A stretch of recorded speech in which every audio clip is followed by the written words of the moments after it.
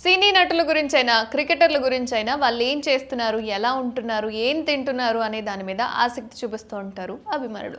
So, present IPL నడుస్తున్న సందర్భంలో అందులోనూ క్రికెట్ అభిమానులైతే క్రికెటర్లు ఏం చేస్తున్నారు, ఏంటి అనేది బాగా గమనిస్తూ ఉంటారు.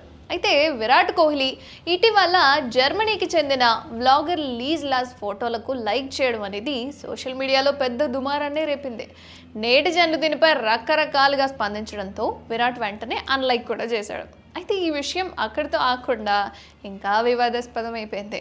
గతంలో కూడా నవనీత్ కౌర్ ఫోటోను లైక్ చేసినప్పుడు అది సాంకేతిక లోపం అని విరాట్ వివరణ ఇవ్వాల్సిన అవసరం వచ్చింది. కానీ ఈసారి వివాదం మరో మలుపు తిరిగింది.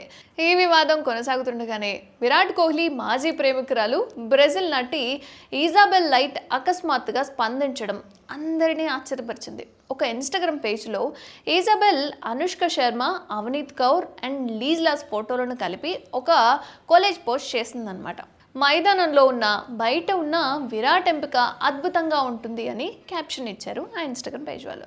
అది చూసిన ఇజాబెల్ తీవ్ర అసహనానికి గురైంది. తన పేరును మళ్ళీ వివాదంలోకి లాగడంపై ఇజాబెల్ ఆగ్రహం వ్యక్తం చేసింది.